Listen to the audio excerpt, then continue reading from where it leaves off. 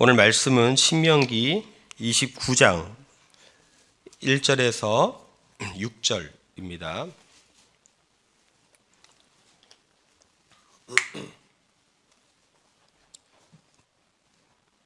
신명기 29장 1절에서 6절입니다. 자, 신명기 29장 1절부터 6절까지의 말씀을 다 함께 봉독하시겠습니다.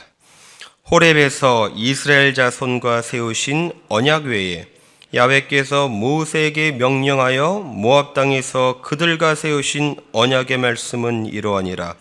모세가 온 이스라엘을 소집하고 그들에게 이르되 야훼께서 애굽 땅에서 너희의 목전에 바로와 그의 모든 신하와 그의 온 땅에 행하신 모든 일을 너희가 보았나니 곧 그 큰 시험과 이적과 큰 기사를 내 눈으로 보았느니라. 그러나 깨닫는 마음과 보는 눈과 듣는 귀는 오늘까지 야훼께서 너희에게 주지 아니하셨느니라. 주께서 40년 동안 너희를 광야에서 인도하셨거니와 너희 몸이 낡아지지 아니하였고 너희 발의 신이 헤어지지 아니하였으며 너희에게 떡도 먹지 못하며 포도주나 독주를 마시지 못하게 하셨음은 주는 너희 하나님 야훼이신 줄을 알게 하려 하심이니라. 아멘. 오늘 설교의 제목은 하나님의 주인 되심을 깨닫는 마음이라는 제목으로 말씀을 나누도록 하겠습니다. 신명기 29장 1절에 보면 두 가지 언약에 대한 얘기가 나옵니다. 한번 볼까요? 1절에 보시면 두 가지 언약이 나오는데 이렇게 나오죠. 호렙에서 이스라엘 자손과 세우신 언약, 그죠? 호렙에서 이스라엘 자손과 세우신 언약이 있는데 언약 외에 야훼께서 모세에게 명령하여 모압 땅에서 그들과 세우신 언약의 말씀은 이러하니라. 두 가지 언약이 나옵니다. 첫 번째 언약이 나오고 두 번째 언약이 나옵니다. 첫 번째 언약은 뭐냐? 이스라엘 백성들이 출애굽을 하죠. 출애굽을 하자마자 시내산에서 하나님과 이스라엘 백성이 언약을 맺죠. 말씀을 받고. 그게 첫 번째 언약이에요. 시내산 언약. 출애굽하자마자 받은 언약을 말하는 겁니다. 근데 이제 40년이 지나요. 40년이 지나서 이스라엘 백성들이 모압 땅에 갑니다. 그러니까 모압은 어디냐면 요단 동편이에요. 그래서 요단 동편에 모압이 있는데 모압에서 서쪽을 바라보면 이제 가나안 땅이 쫙 보이죠. 그러니까 가나안 들어가기 그 직전에 모압 땅에 다 모입니다. 그 모압에서 맺은 언약을 우리는 두 번째 언약, 모압 언약이다 이렇게 얘기를 합니다. 자, 그러면 이 시내산 언약과 모압 언약의 가장 큰 차이점은 뭐냐? 시내산 언약은 출애굽하자마자 받은 거잖아요. 그러니까 시내산 언약과 모압 언약은 40년이라는 시간의 차이가 있잖아요. 그러니까 시내산 언약의 가장 큰 특징은 그 대상자가 부모 세대라는 거예요. 부모 세대. 근데 40년이 지나죠. 그래서 모압에서 모압 언약을 맺죠. 그러면 이 모압 언약의 대상자들은 누구겠습니까? 자녀 세대들이죠. 그런데 하나님께서 이렇게 보시니까 문제가 뭐냐? 하나님께서 이 부모 세대, 이 시내산 언약을 맺은 이 부모 세대들을 보니까 문제가 있다라는 겁니다. 이 사람들의 특징은 출애굽을 했어요. 홍해가 갈라지는 어마어마한 기적을 봤습니다. 애굽에서 10가지 재앙도 봤습니다. 그들은 마라에서 쓴물이 단물로 바뀌는 것을 경험하고 반석에서 물이 나는 것을 경험합니다. 그런데 그들의 문제는 뭐냐? 자, 보십시다. 3절. 그래서 3절에 이렇게 그래서 나오는 거예요. 이렇게 3절에 곧 그 큰 시험과 이적과 그 기사를 내 눈으로 다 봤느니라. 그런데 문제가 뭐냐? 4절. 그러나 깨닫는 마음과 보는 눈과 듣는 귀는 오늘까지 야훼께서 너희에게 주지 아니하셨느니라. 야훼께서 너희에게 주지 않았다를 이걸 어떻게 해석을 해야 되는가? 애굽의 그 바로 왕을 보면 9가지 재앙을 얻어맞고 하나님께서 바로의 마음을 강팍하게 했다 이렇게 나와요. 그것을 어떻게 해석을 하냐면 하나님께서 바로의 마음을 강팍하게 했다가 아니라 바로의 마음이 강팍해졌는데 하나님이 그것을 그대로 놔두셨다 이렇게 보는 겁니다. 그러니까 오늘날도 이게 무슨 뜻이냐면 오늘 말씀도 깨닫는 마음과 보는 눈과 듣는 귀는 야훼께서 주지 아니하였다. 이건 무슨 뜻이냐? 이스라엘 백성들이 어떤 한 가지를 깨닫지를 못하는데 그 못하는 상태를 하나님이 그냥 놔두셨다 그 얘기예요. 그러니까 이 사람들이 그 큰 기적과 이사를 받지만 뭔가 한 가지를 지금 못 깨달았다는 거예요. 근데 그 한 가지를 못 깨달은 것을 하나님은 굉장히 심각하게 보셨다 그 얘기입니다. 그러면 뭘 못 깨달았을까? 그들이 못 깨달은 건 뭘까? 자, 5절 봅시다. 5절. 자, 이렇게 나오죠. 5절에 보시면 주께서 40년 동안 너희를 광야에서 인도하셨거니와 너희 몸에 옷이 낡아지지 아니하였고 너희 발에 신이 헤어지지 아니하였으며 이렇게 나오죠. 자, 여러분 이스라엘 백성들은 40년 동안 광야 생활을 합니다. 근데 광야의 특징이 뭡니까? 허벌판이에요. 거기에 무슨 먹을 것이 있습니까? 거기에 무슨 옷이 있습니까? 거기에 누가 나를 인도할 사람이 누가 있습니까? 그런데 그들이 광야에서 먹지 못합니까? 그들이 옷이 없어서 헐벗습니까? 그들이 방치돼서 아무도 인도를 안 합니까? 하죠. 누가 있죠? 하나님이 하셨잖아요. 하나님이 이스라엘 백성들을 광야에서 먹이셨죠. 입히셨죠.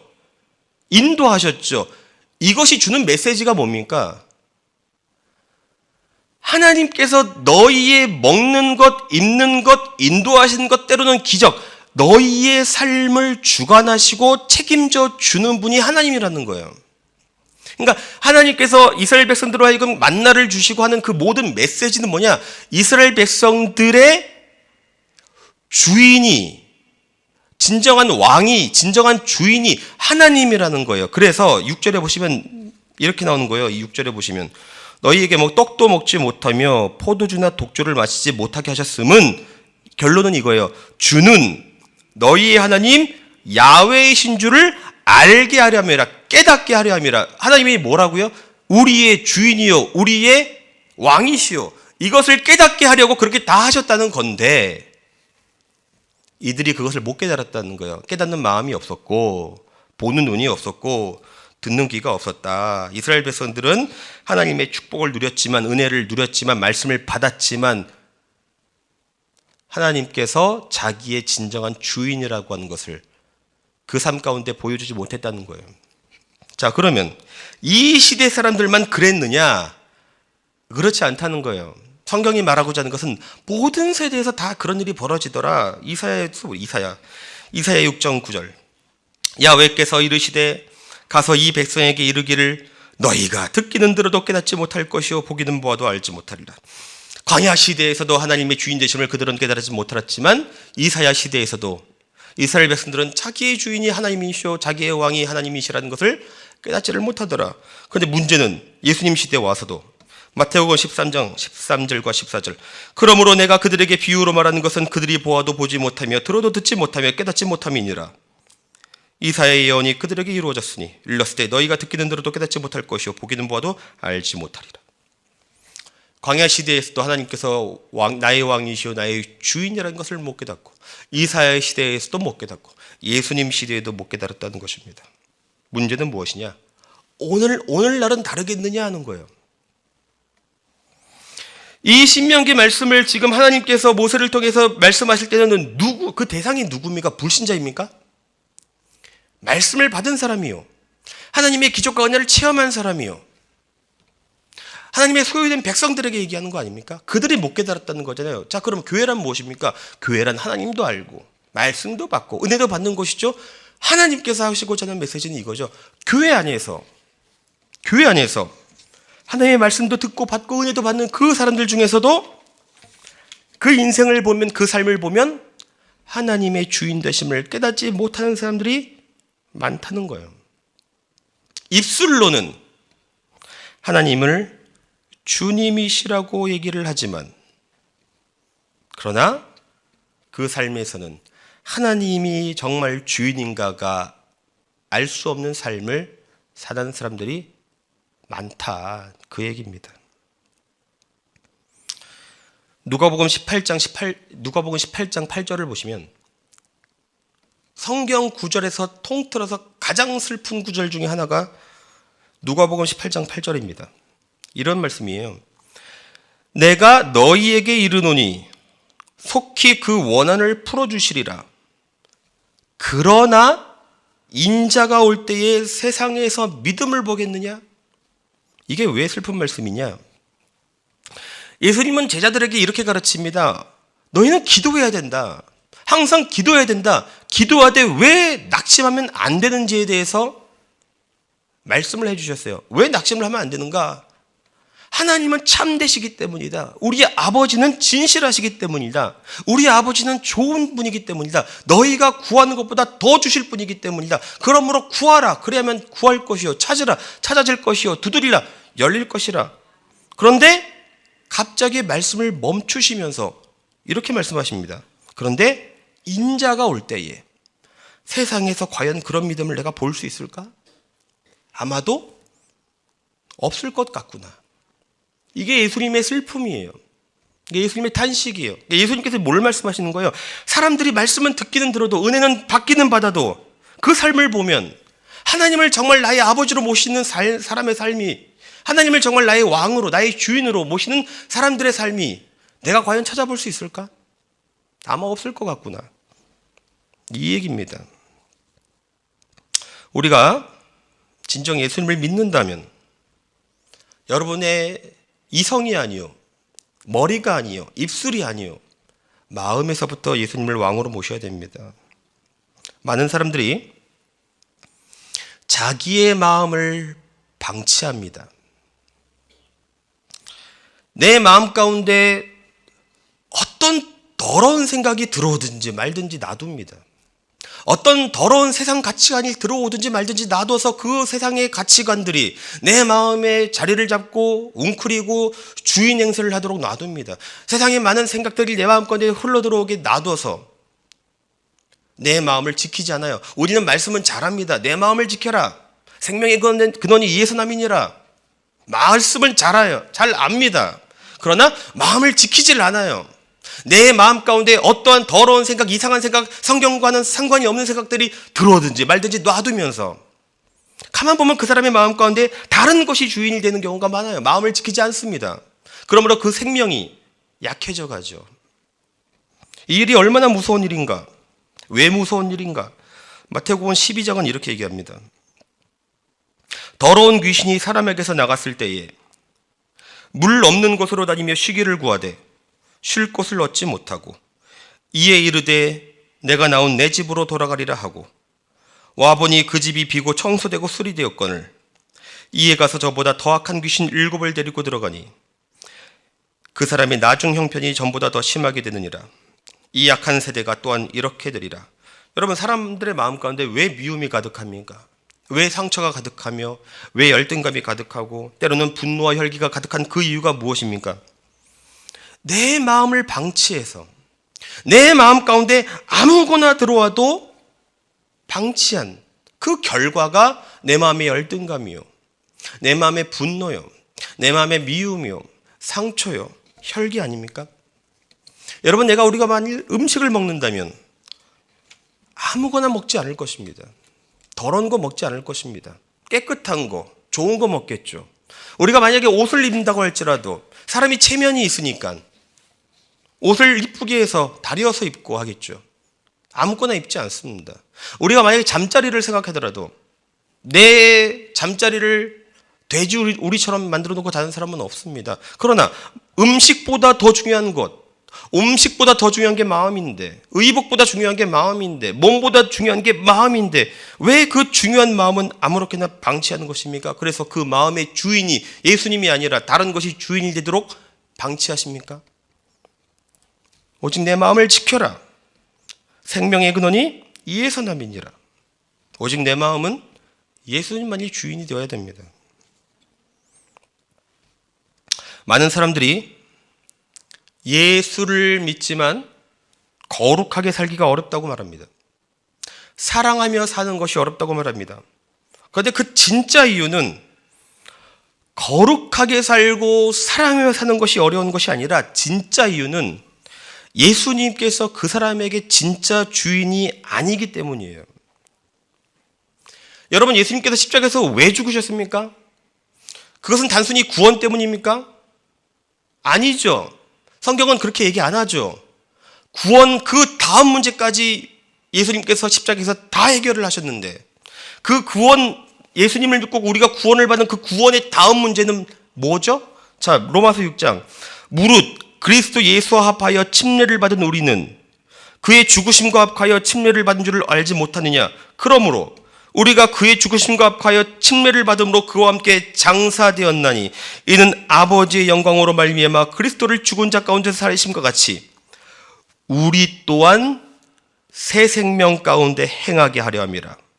새 생명 가운데 행하게 하려 함이라. 십자가에 죽으신 이유가 뭐라고요? 단순하게 구원이 아니라는 거예요. 구원받고 난 이후에 우리가 새 생명 가운데 거룩하게 살며 사랑하며 살 수 있게 해달라고 십자가에서 죽었다는 거예요. 그러니까 거룩하게 사는 것, 사랑하며 사는 것은 우리 힘으로 될 수 있는 게 아니에요. 아무리 위대한 위인일지라도 원수를 사랑할 수 없습니다. 왜 사랑하지 못합니까? 내 마음에 그 사랑이 없는데 어떻게 사랑합니까? 그러니까 우리가 내 힘으로 뭔가를 열매를 맺으려고 하면 안 되고 힘든 이유가 쥐어짜니까. 아니, 없는데 어떻게 사랑해요? 내 마음 가운데는 예수님 같은 마음이 없는데, 원수를 사랑하는 마음이 없는데, 미운 사람을 사랑할 수 있는 힘이 없는데 내 힘으로만 하려고 하니까 안 되고 힘들고 어렵다고 하는 거죠. 그걸 안 되니까 예수님께서 십자가에 지셨다니까요. 그러니까 우리가 할 일은 뭐예요? 십자가를 지신 예수님을 내 인생의 진정한 왕이요, 진정한 주인으로 모시기만 하면 여러분의 인생 가운데 진짜 주인이 주님이 되면 저절로 새 생명 가운데 행하게 된다가 성경의 메시지입니다. 예수님이 이렇게 말씀하시죠. 나는 포도나무요, 너희는 가지다. 근데 그 가지를 가리켜 이렇게 얘기하죠. 스스로 열매를 맺을 수 없음같이. 그 가지를 놓고 뭐라고 합니까? 너희는 절대로 스스로 열매 못 맺는다. 사랑과 거룩의 열매 절대로 못 맺는다. 내 힘으로 안 된다, 그 얘기예요. 안 되는 걸 되려고 하니, 쥐어짜니 지치죠. 힘들죠. 안 되죠. 어떻게 말씀대로 삽니까? 하죠. 주님께서 벌써 안 된다고 했는데 안 되는 걸 되려고 하니까. 주님은 뭐라고 해야 합니까?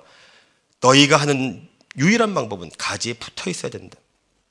그 가지가 내 삶의 왕이요, 내 삶의 주인으로 모시면 저절로 될 것이다, 그 얘기입니다. 예수님이 그 사람의 인생의 진정한 주인인 사람과 그렇지 않은 사람의 인생은 다릅니다. 겉으로 보기엔 같아도 달라요. 암탉이 알을 낳죠.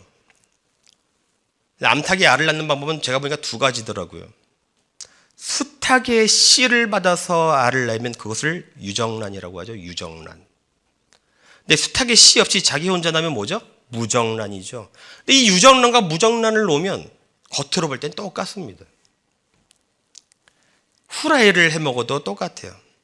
근데 유정란이 좀 더 맛있겠는 것 같기도 하고. 스키야키를 먹으면 이렇게 후라이를 해도 똑같고, 쌀만 먹어도 똑같고, 구워 먹어도 똑같고, 맥반석을 해 먹어도 다 똑같아요. 근데 결정적으로 언제 차이가 나느냐? 암탉이 3주 품어보면 알아요. 3주 후에 유정란은 부화할 것이요, 무정란은 썩습니다. 예수 믿는 사람이 이와 같습니다. 우리가 다 교회에 와서 앞에 앉아있죠. 겉으로 볼 땐 다 똑같습니다. 예배 드리는 모습 다 똑같아요. 헌금하는 거, 기도하는 거, 차는 거 다 똑같아 보여요. 유정란과 무정란이에요. 그런데 여러분, 시간 지나면 달라요. 그 인생의 예수님이 왕이신 분, 그 인생의 주인이 예수님이신 분은 시간이 지날수록 거부할 수 없는 변화가 찾아오는 거예요. 임신한 여자와 임신하지 않은 여자가 겉으로 볼 땐 처음엔 똑같아요. 그러나 시간이 지나면 임신한 여자는 배가 불러오고 입맛이 바뀌고 입덧을 하면서 거부할 수 없는 변화가 찾아옵니다. 내 마음 가운데 진정으로 예수님이 왕인 사람은, 주인인 사람은 시간이 지나다 보면 달라집니다. 거부할 수 없는 변화가 찾아올 것이요. 그러나 예수를 믿는다고 하면서 또 그 인생의 주인이 돈인 사람은, 예수님이 왕이 아닌 사람은 변화가 없을 것입니다. 오히려 안 좋아지죠. 자, 신명기 오늘 말씀 29장에서 13절 볼까요? 13절. 13절에 이렇게 나오죠. 13절. 야훼께서 내게 말씀하신 대로 또 내 조상 아브라함과 이삭과 야곱에게 맹세하신 대로 오늘 너를 세워 자기 백성을 삼으시고 그는 친히 내 하나님이 되시려 함이니라. 하나님은 어떤 하나님이십니까? 하나님은 아브라함의 하나님이시오, 이삭의 하나님이시오, 야곱의 하나님이십니다. 그러나 여기서 핵심은 이거예요. 아브라함과 이삭과 야곱에게 있어 하나님은 항상 어떤 하나님이냐? 현재의 하나님이셨다. 그거예요. 현재의 하나님이셨다. 우리가 만일 과거 어느 순간에 예수를 믿었어요. 그러나 과거 어느 순간 예수를 믿었지만 오늘 내가 살아갈 때에 예수님이 나의 왕이 아니라면 그 사람에게 있어 하나님은 과거의 하나님이지 현재의 하나님은 아닙니다. 현재의 하나님이 아니니까 세상을 사는 것이 때로는 겁나고 두렵고, 만일 그 사람의 인생 가운데 하나님께서 현재의 하나님이었더라면, 하나님이 우리를 위하시면 누가 우리를 대적하겠습니까? 두렵지 않은 거예요. 여러분, 내 마음을 정직하게 보십시오. 하나님이 나와 함께 한다고 했고 내가 신앙을 갖고 있지만 내가 두렵다면 왜 두려운 거겠습니까? 하나님이 현재의 하나님으로 느껴지지 않는 거예요. 왜 하나님이 현재의 하나님으로 느껴지지 않습니까? 내가 진짜로 예수님을 내 주인으로 모시고 있지 않기 때문인 것입니다. 아브라함과 이삭과 야곱의 하나님은 현재의 하나님이셨습니다. 바울에게 있어서도 하나님은 현재의 하나님이셨습니다. 그러므로 바울이 두렵지 않습니다. 강하고 담대하죠. 이 은혜, 현재의 하나님이 되신 그 은혜를 하나님께서는 과연 아브라함에게만 허락하셨는가? 바울에게만 허락하셨는가? 우리 15절 볼까요? 15절에 이렇게 나오죠. 오늘 우리 하나님 야훼 앞에서 우리와 함께 여기 서 있는 자와 오늘 우리와 함께 여기 있지 아니한 자에게까지 그 은혜가 부어진다는 거예요. 여기 함께 있지 아니한 자들이 누굽니까? 우리 아닙니까? 우리는 지금 거기에 함께 있지 않잖아요. 12월 3일 화요일 새벽 예배를 드리는 우리에게까지도 현재의 하나님 되어주시는 그 약속은 유효하다는 것입니다. 그 마태복음을 보면 마태복음의 가장 큰 특징은 예수님이 진정한 왕이시다 한 메시지예요. 그게 핵심이에요. 그래서 마태복음을 보면은 항상 그런 말이 많이 나요. 뭐가 이루어졌느니라, 뭐가 이루어졌다는 거예요. 구약에서 말하던 진정한 메시아, 진정한 왕이 드디어 신약에서 이루어졌느니라. 그래서 마태복음의 핵심 내용은 예수님은 나의 왕이시오, 나의 주인이요, 그 얘기예요. 자, 그러면 왕이 하는 일이 뭡니까? 예수님은 진정한 왕이라며요. 마태복음이 말하고자 하는 게 그거라며요. 그러면 예수님이 왕이시면 왕이 하는 일은 뭡니까? 다스리는 거잖아요. 그래서 그 진정한 왕이 다스리는 게 뭐예요? 천국이잖아요. 그래서 천국 얘기가 많이 나오는 거예요. 그런데 자, 마태복음에서 그래서 천국 얘기가 많이 나오는 건데, 그래서 병자들이 예수님을 부를 때 뭐라고 부릅니까? 다윗의 자손? 다윗이 누구예요? 왕이잖아요. 다윗의 자손? 예수요. 그러니까 구약에서 말하는 그 진정한 메시아, 진정한 왕이신 예수여라고 부르는 거예요. 그러니까 예수님을 진정한 왕으로 모시는 일이 이 병자들에게 벌어지니까, 예수님이 그들에게 진정한 왕이 되니까 그들에게 왕이 통치를 하죠. 천국이 부어지죠. 천국이 부어진 결과 귀신이 떠나가고 병이 낫죠. 마태복음이 얘기하고 있는 게 그거예요. 예수님은 진정한 왕이신데, 왕이 하는 일은 다스리는 건데 그게 바로 천국인데, 천국이 부어지면 어떤 일이 벌어지는가? 귀신이 떠나가더라, 병이 낫더라. 예수님이 진정한 왕이 되니까 기억해야 될 것은 내가 다스리는 곳에는 이런 기적이 나타나지 않는다는 거예요. 그러나 예수님이 왕이 돼서 다스리면 이런 기적이 나타난다는 것입니다. 내 인생을 내가 다스릴 때, 내 인생을 내가 왕이 될 때, 내 가정을 내가 다스릴 때는 이런 은혜와 기적이 나타나지 않지만 예수님이 진짜 왕이 돼서 내 삶을 주관하시며 내 삶을 책임지시고 내 가정을 다스리시면 운명이 달라진다는 것입니다. 세상에서 가장 먼 거리를 이렇게 얘기하죠. 세상에서 가장 먼 거리를 머리에서부터 가슴까지라고 얘기를 합니다. 누구지? 김수환 추기경님인가? 그 양반이 그랬어요. 참 좋은 분이잖아요, 그분이. 머리에서부터 자기가 이제 신앙생활을 해보니까 머리에서부터 가슴까지의 거리가 불과 30cm밖에 안 되는데 머리에서 그 사람의 신앙이 머리에서부터 가슴까지 내려오는데 걸린 시간이 70년이었대요. 그러니까 우리가 예수를 믿죠. 예수님을 나의 왕이요 나의 주인이라고 믿죠. 그것을 머리에서부터 입술에서부터 어디로? 가슴까지 내려오는 것. 그래서 내 인생에 진짜로 주님이 주인이 되고 진짜로 왕이 될 때 하나님이 여러분의 삶을 다스리면 그것이 천국이 부어지는 것이요. 그러면 성경에 나오는 기적들을 여러분이 체험하게 될 줄 믿습니다. 여러분의 마음 가운데 깨닫는 마음이 부어지기를 원하며 보는 눈이 열리기를 원하고 듣는 귀가 열리기를 주의 이름으로 축원합니다. 기도합시다. 하나님 아버지 참으로 고맙고 감사합니다. 오늘 말씀을 들었습니다. 오늘 이 말씀이 내 삶의 내 신앙의 거울이 되기를 원합니다. 내가 나를 정확히 보기를 원합니다. 주님, 우리는 나를 무엇을 왕으로 모시며 삽니까? 정말 하나님이 왕입니까? 예수님이 나의 주인이십니까? 아니면 주님은 내 축복의 도구밖에 안 되고 있습니까? 깨닫게 하여 주셔서 진정 나의 왕이 예수가 되게 하여 주옵소서. 감사하며 예수님의 이름으로 기도합니다. 아멘. 하늘에 계신 우리 아버지여, 이름이 거룩히 여김을 받으시오며 나라가 임하시오며 뜻이 하늘에서 이루어진 것 같이 땅에서도 이루어지이다. 오늘 우리에게 일용할 양식을 주시옵고 우리가 우리에게 죄 지은 자를 사하여 준 것 같이 우리 죄를 사하여 주시옵고 우리를 시험에 들게 하지 마시옵고 다만 악에서 구하옵소서. 나라와 권세와 영광이 아버지께 영원히 있사옵나이다. 아멘.